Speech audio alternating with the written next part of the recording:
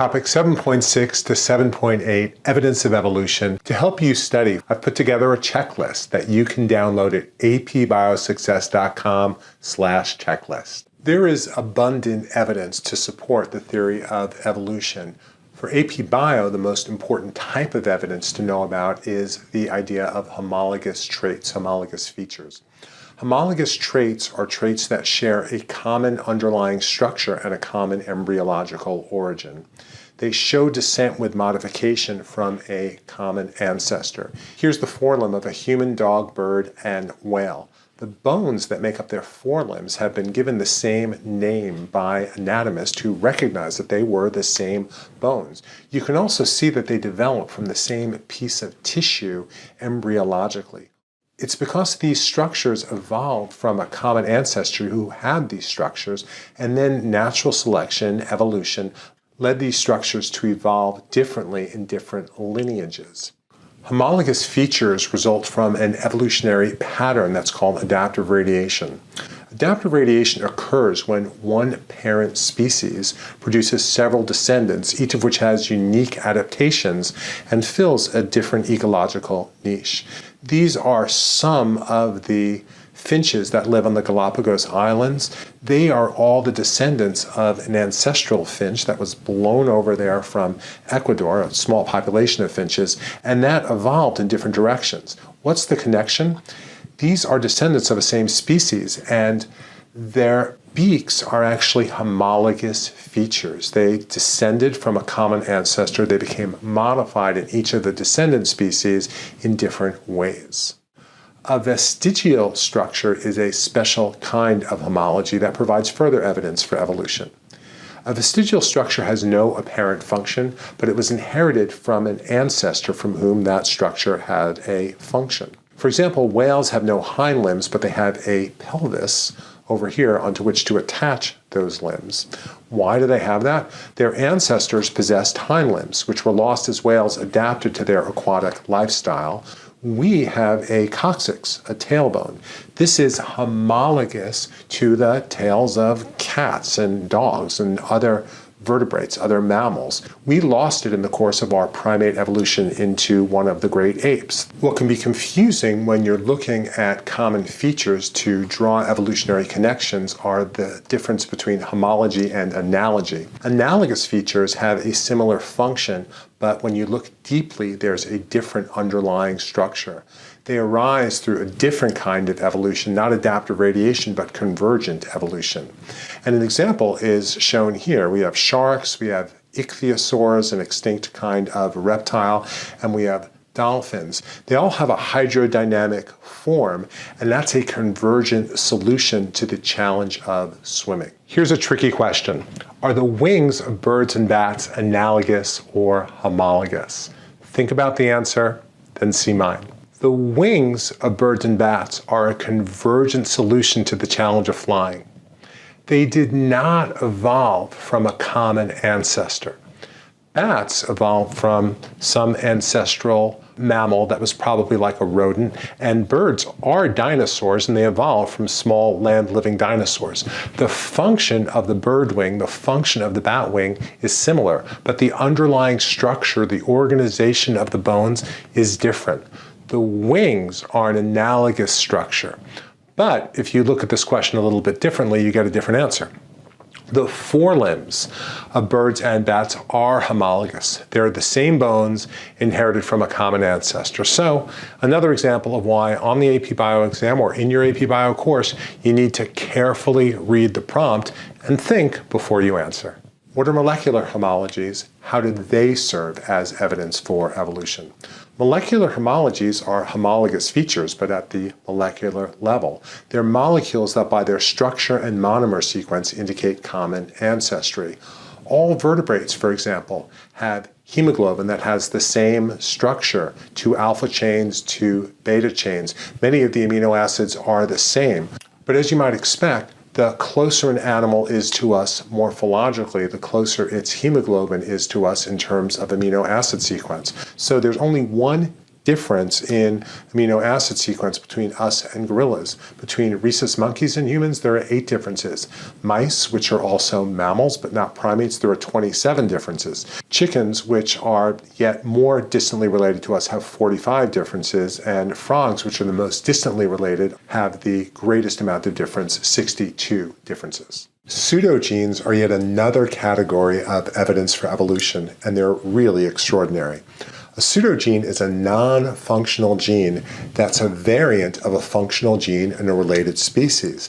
An example is the glow pseudogene that humans have, as well as most of our primate cousins. Here's the glow pseudogene. It has a series of mutations that keep it from working. Perhaps the mutation's in a broken promoter, or perhaps the mutation is in the structural genes. But rodents have a functional version of this gene. It enables them to produce the enzymes to synthesize vitamin C, but primates can't do it. Why do we have the remnants of this gene? It's a molecular vestigial feature. These pseudogenes only exist because of descent with modification.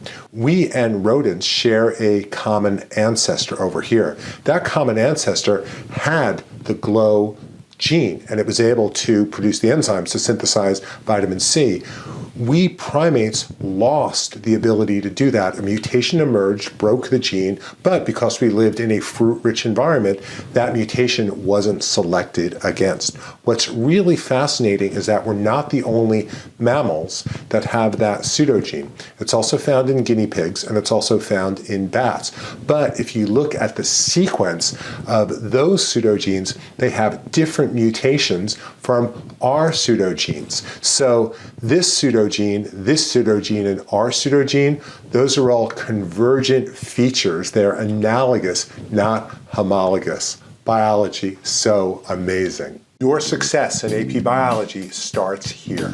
Are you struggling with AP Bio? With learn-biology.com, students get the skills and confidence to be a top student and earn 4s and 5s on the AP Bio exam, guaranteed. Go to learn-biology.com to find out how you can master your biology course and crush the AP Bio exam. Homologies can take us all the way back to the origin of life. There are a couple of features that show that all living things are related. What are they? DNA, used as a genetic material. ATP, used for energy coupling. The same genetic code that's universally used. Ribosomes, used for protein synthesis. Shared metabolic pathway like glycolysis, the Krebs cycle, the electron transport chain, and ATP synthesis through chemiosmosis. This shows that all living things are cousins. We all share a common ancestor going back to the origin of life.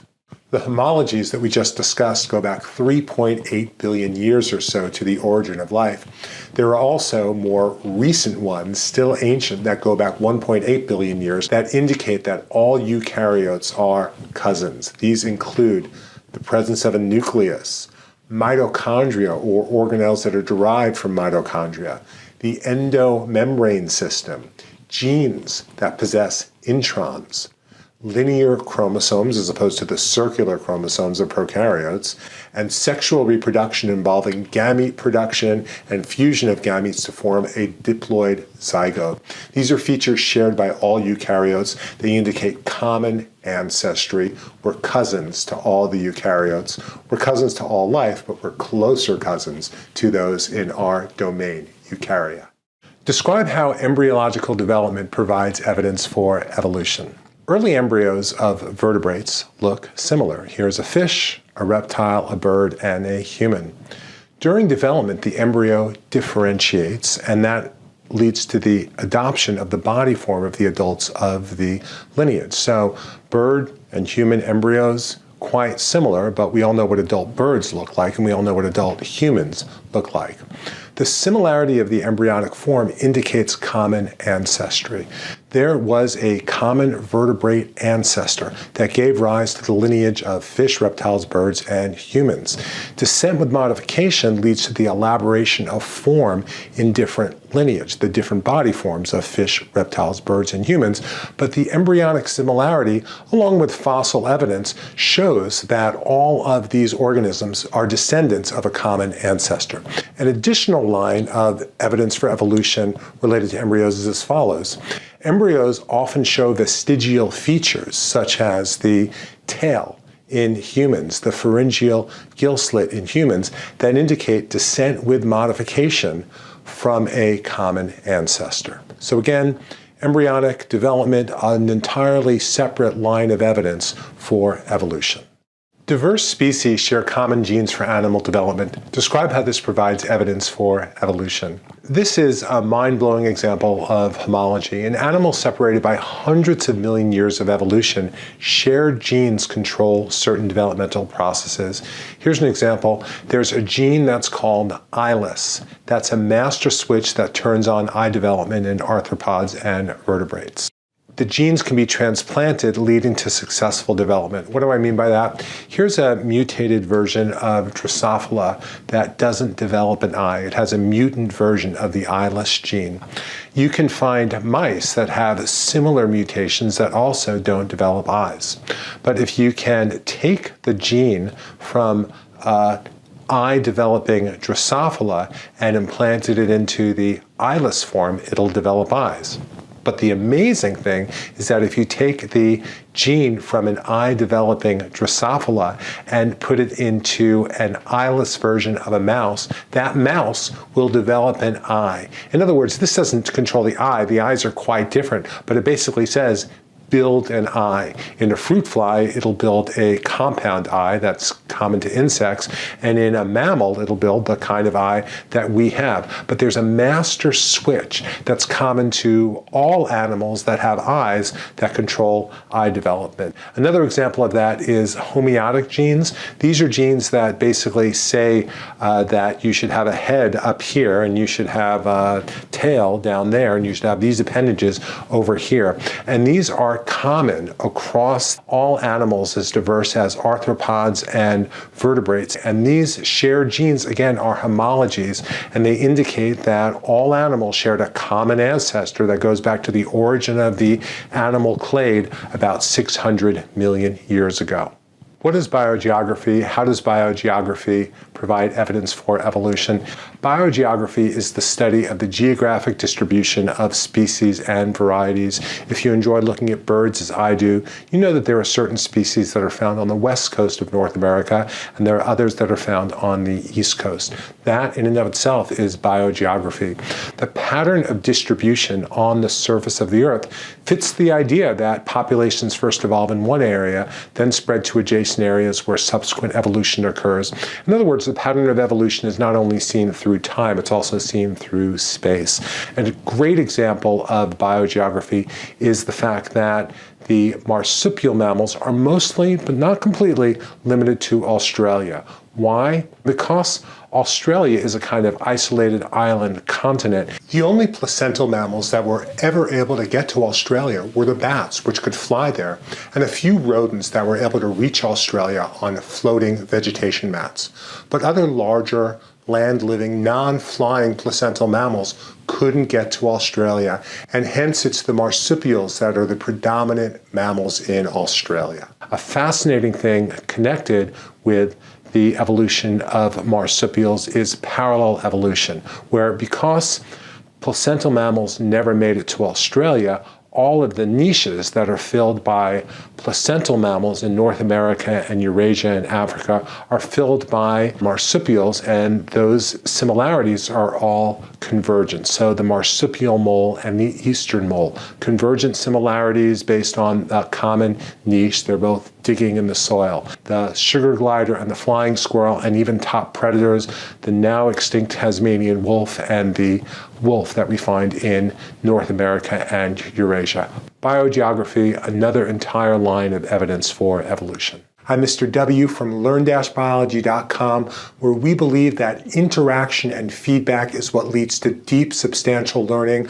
We're so sure of that we provide a money-back guarantee that comes with your subscription. As we've seen, you can find evidence for evolution in the structure of animals, in their genes, in their distribution over the face of the earth. But you can also find evidence for evolution in time. That's what fossils are all about. What are fossils? How are they evidence for evolution?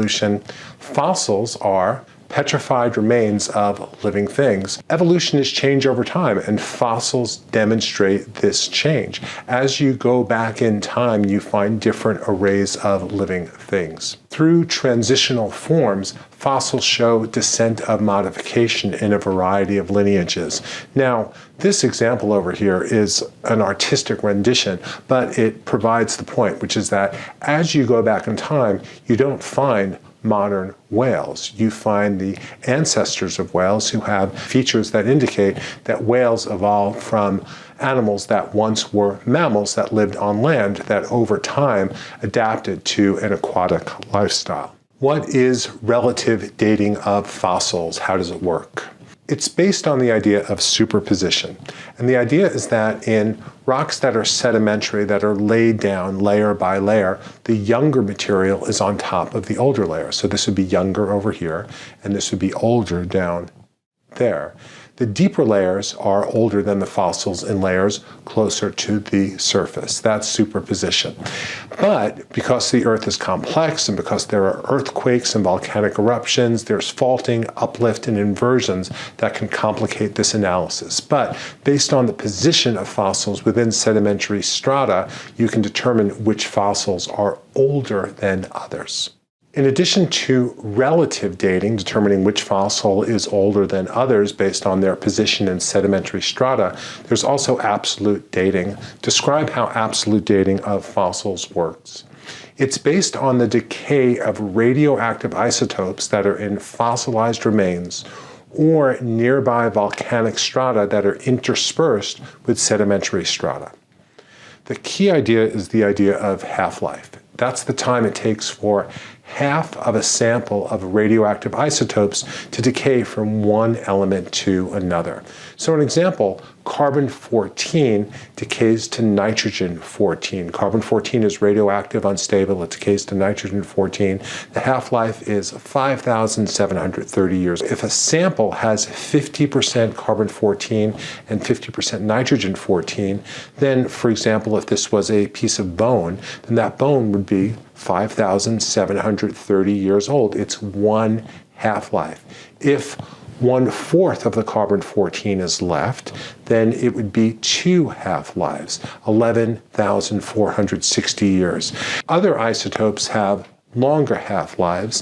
You can find carbon-14 directly in organic remains, but you can also find, as I said before, radioactive elements that are in volcanic strata, and you can use that to date older fossils. So that's how we know how long ago the dinosaurs became extinct, when the first vertebrates emerged, when the first fish emerged, so on and so forth. That's absolute dating of fossils. Evolution can be observed in structures that we see in modern organisms, but there's plenty of evidence that evolution continues to this day. A great example of that is shown in this slide. How is evolution of resistance to DDT in mosquitoes evidence of continuing evolution?